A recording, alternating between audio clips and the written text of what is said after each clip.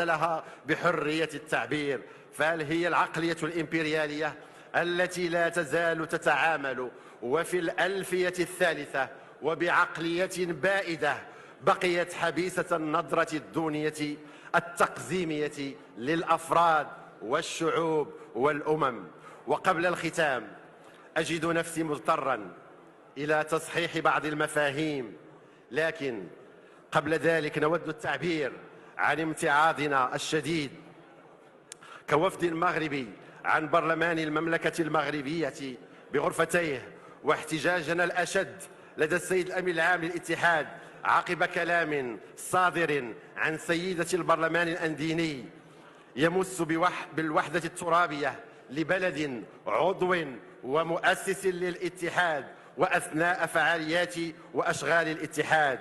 والسيدة ليست عضوة في الاتحاد، مجرد ضيفة ولا تربطها أي علاقة بالتعاون الإسلامي، وهو ما نعتبره السيد الأمين العام المحترم خرقا سافرا لأهداف الاتحاد والتقيد بميثاقه، وزيغا عن فلسفة تنشئته ومراميه، وهدرا لحقوق الدول الأعضاء داخل الاتحاد، ومسا بكرامتهم وخدشا لحيائهم، وحطا من وقار وهيبة فضاء الدول الإسلامية من خلال السماح لأفراد لا علاقة لهم لا بالعروبة ولا بالإسلام، فقط لهم علاقة وطيدة بزرع البلبلة وتسميم الأجواء الأخوية بين الأشقاء بالتدخل في شؤون داخلية بين أبناء الوطن الواحد. ونهيب بالسيد الأمين العام بالسهر على عدم تكرار هذا السلوك والعمل على سحبه من تقارير اتحاد مجالس الدول الأعضاء من منظمة التعاون الإسلامي.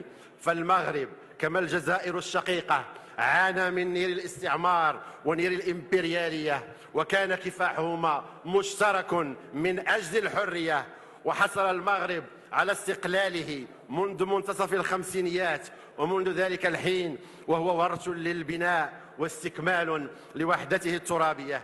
لذلك وجب التمييز لمن اختلطت عليه المفاهيم بين المستعمر المعمر الطامع في الأرض والمجزئ لها، وصاحب الأرض الذي يسعى للذود عنها والحفاظ على إرث الأجداد من خلالها.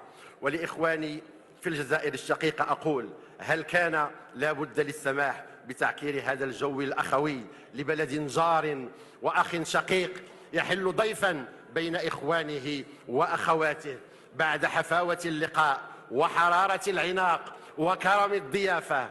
لا أعتقد أخوتي أن ذلك كان ضروريا.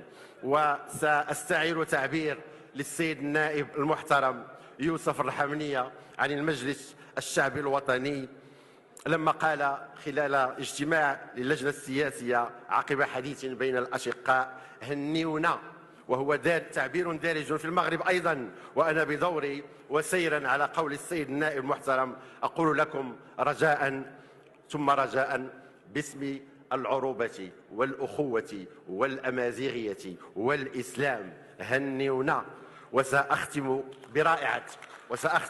برائعة الراحل الجزائري بحمان الحراشي رائد الفن الشعبي العاصمي، وهو يقول: سعفني ونسعفك، قدرني ونقدرك، عهدني ونعهدك، ما تسبقني للعار، والله يخلينا أحباب طول الدهر والأيام، والله ينجينا من العيوب والجار حبيب الجار. كل متمنياتي بالنجاح لأشغال المؤتمر. شكرا.